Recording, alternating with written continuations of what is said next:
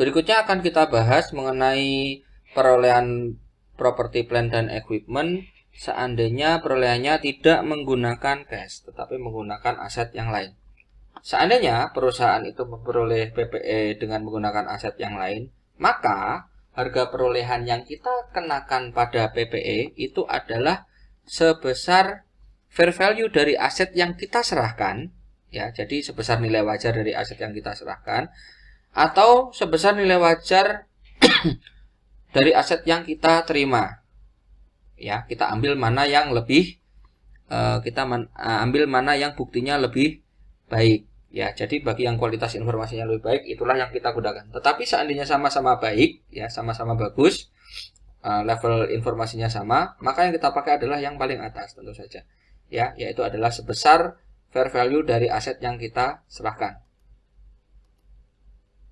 Nah, berikutnya terkait PPE, ya, yang harus kita pertimbangkan. Yang pertama itu ada cash discount, yaitu diskon yang diserahkan, diskon yang kita terima. Terus berikutnya ada deferred payment contract, itu ketika kita membeli aset tapi ternyata kita membelinya tidak pakai cash tetapi memakai pembelian kredit, maka nilai aset yang kita pakai, ya, itu nanti adalah sebesar present value dari cash yang kita serahkan. Jadi pembayaran di masa depan kita present value kan, itulah yang akan menjadi harga perolehan dari aset.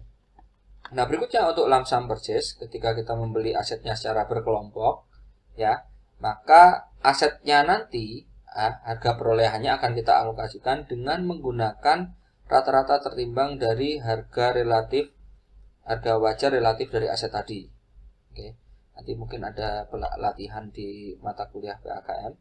Terus berikutnya ketika kita memperoleh aset dengan mengeluarkan saham, maka harga pasar saham itulah akan menjadi indikasi dari nilai wajar penyerahan kita. Maka harga perolehan dari aset itu adalah dari harga wajar saham yang kita serahkan. Jadi ini ada 4 jenis harga perolehan selain menggunakan kas. Nah, berikutnya untuk pertukaran dengan aset selain uang, ya. Jadi ini ada pertukaran aset untuk exchange aset dengan aset yang lain. Nah, biasanya dia dihitung dengan basis yang pertama dari fair value dari aset yang kita serahkan atau dari fair value dari aset yang kita terima. Oke, di mana harus kita cari mana bukti yang lebih jelas. Nah, tetapi seandainya ada gain atau loss, ya, maka gain atau loss ini harus kita akui, ya, ketika transaksinya itu memiliki substansi komersial. Jadi dalam mengakui adanya gain, itu yang bisa kita akui gainnya dari transaksi pertukaran itu hanya dari transaksi di mana transaksi tadi memiliki substansi komersial. Nah, sebuah transaksi pertukaran aset, jadi kita menukar aset satu dengan yang aset yang lain, itu dianggap memiliki substansi komersial seandainya setelah pertukaran future cash flow-nya itu nanti jadi berubah, ya. Jadi proses bisnisnya itu menjadi ada perubahan. Nah, jadi di sini dijelaskan substansi komersial itu adalah pertukaran itu memiliki substansi komersial apabila future cash flow-nya berubah sebagai dampak dari transaksi tadi, yaitu ketika kedua belah pihak tadi posisi ekonominya jadi berubah. Nah, itu maka transaksinya itu memiliki substansi komersial. Jadi bahasa sederhananya adalah ketika aset yang kita pertukarkan adalah aset yang setara, ya, maka transaksinya tadi dia tidak memiliki substansi komersial. Misalnya kita memiliki mesin untuk menggiling beras misalnya. Nah, kita tukarkan dengan mesin lain untuk menggiling beras. Nah, maka setelah pertukaran tadi, proses bisnis kita tidak ada perubahan. Future cash flow kita juga secara substansial tidak berubah. Maka transaksi ini, pertukaran mesin tadi, dia dianggap tidak memiliki substansi komersial. Oke. Nah, tetapi seandainya pertukaran tadi itu membuat proses bisnis perusahaan itu menjadi berubah, misalnya saya tadi punya mesin buat menggiling beras, terus saya tukar dengan mesin untuk menggiling jagung misalnya, atau bahkan lebih ekstrimnya kita tukar dengan mobil misalnya. Maka setelah pertukaran, secara umum proses bisnis saya akan ada perubahan pada bagian aset tadi. Paham ya? Pada bagian aset tadi. Jadi, karena adanya perubahan dari proses bisnis saya, maka transaksi ini dianggap memiliki substansi komersial. Nah, itulah pemahaman substansi komersial. Nah, perlakuan akuntansinya, seandainya pertukaran tadi itu memiliki substansi komersial, maka gain atau loss itu akan diakui. Oke. Nah, tetapi seandainya transaksinya tadi tidak memiliki substansi komersial, maka dia gain atau loss-nya tidak diakui. Ditahan dulu. Maaf tadi di awal saya salah menjelaskan loss-nya diakui ya. Seharusnya gain atau loss-nya dia tidak diakui. Untuk transaksinya tidak memiliki substansi komersial.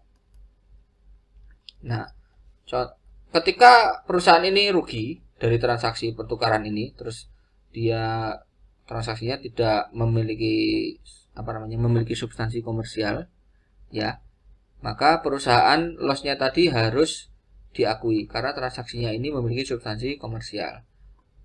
Nah, alasannya adalah perusahaan seharusnya tidak menilai aset itu lebih tinggi dibandingkan dengan ekuivalen dari cash yang diserahkan. Jadi ketika loss tadi ditahan, maka asetnya itu akan menjadi lebih tinggi. Berikut adalah contoh transaksi pertukaran yang rugi dan memiliki substansi komersial.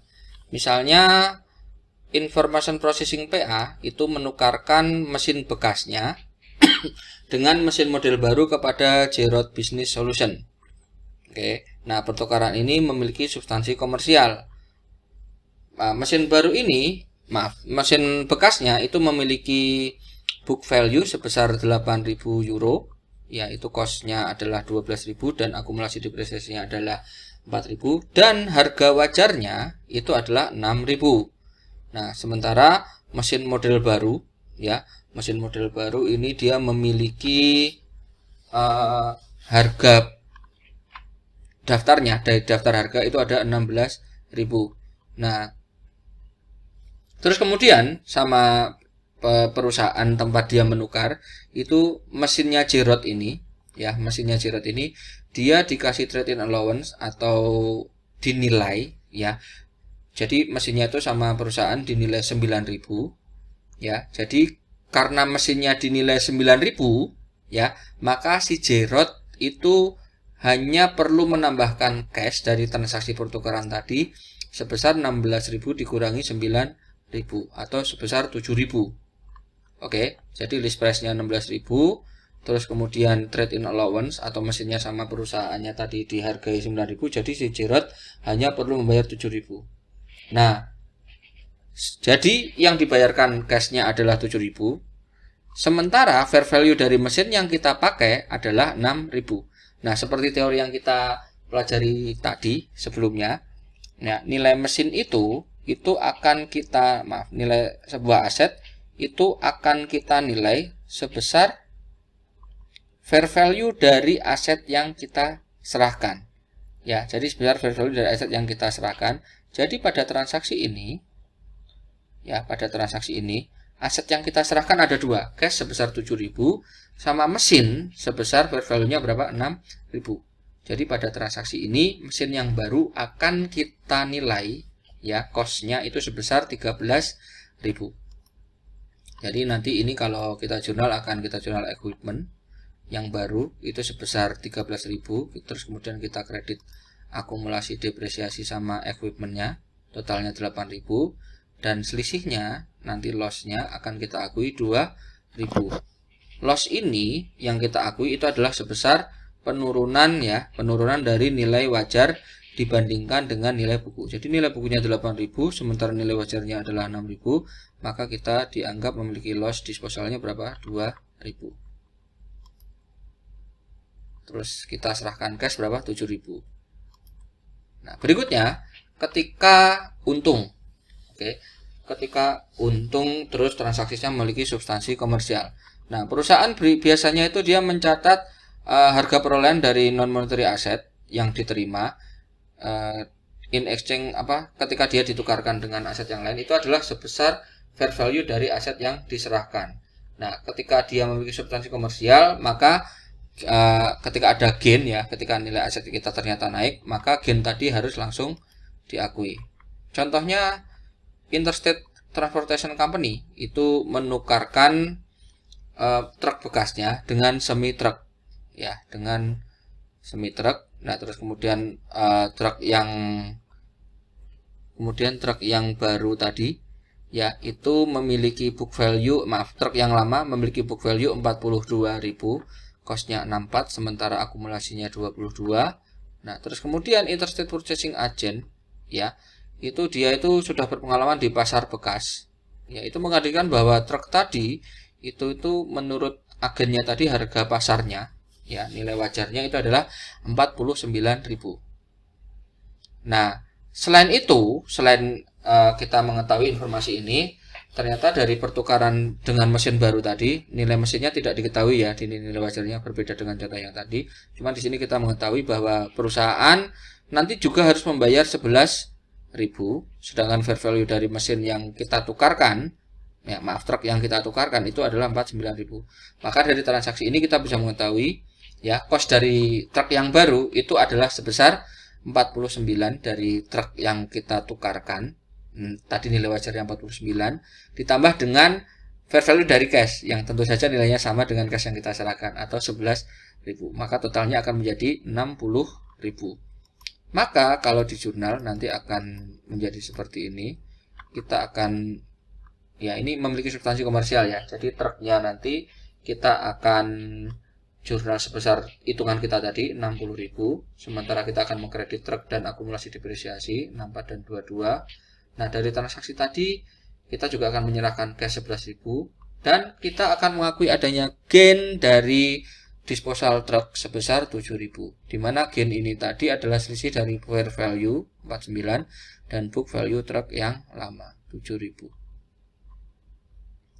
Terus berikutnya, seandainya transaksinya tidak memiliki substansi komersial. Oke. Maka asumsinya ya, misalnya truk yang ini tadi dia tidak memiliki substansi komersial ya, pertukaran truk ini ya. Ini kan tadi truk ditukar dengan semi truk. Nah, menurut perusahaannya ternyata ini, kalau yang di contoh ini dia memiliki substansi komersial. Tetapi di contoh yang di bawah ini truk ditukar dengan semi truk sama saja. Jadi dia tidak memiliki substansi komersial. Nah, maka gain sebesar 7.000 ini tadi ya, ini akan dikurangkan terhadap harga perolehan dari truk. Ya, ketika tidak memiliki substansi komersial, maka kalau di jurnal menjadi seperti ini, ya, truknya akan dinilai menjadi 53.000, bukan 60.000 lagi. Kita tidak mengakui gain, ya kan? Terus cash yang diserahkan seperti ini, kurang lebih seperti ini. Oke, jadi kalau di contoh yang ini tadi, karena dia dianggap memiliki substansi komersial, maka gainnya diakui, ya kan? Truknya juga diakui sebesar 60.000. Tetapi seandainya tidak memiliki substansi komersial ya, maka truknya akan dinilai 53.000 dikurangi gain ya, jadi 60 dikurangi gainnya tadi, sama kita tidak mengakui adanya gain.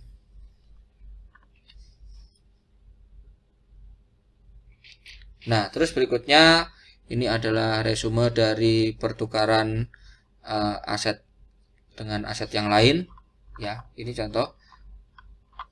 Kita harus menghitung gain atau loss dari transaksi ya. Nah, jumlah ini itu akan ditujukan dari selisih antara book value aset kita yang lama dengan fair value aset kita yang lama. Jadi perbedaan book value dan fair value. Nah, jika transaksinya tadi memiliki substansi komersial, maka gain atau loss akan diakui semuanya. Nah, seandainya transaksinya tidak memiliki substansi komersial, maka gain atau loss-nya tidak diakui. Nah, seandainya terjadi pertukaran aset ini tadi, maka disclosure tambahan yang perlu dilaporkan pada catatan atas laporan keuangan adalah kita harus menjelaskan sifat-sifat dari pertukaran aset tadi atau transaksi tadi. Terus berikutnya kita juga harus menjelaskan metode akuntansi untuk mencatat aset yang dipertukarkan tadi, dan juga kita harus menjelaskan ya, menyebutkan berapakah gain atau loss yang diakui dari transaksi pertukaran ini.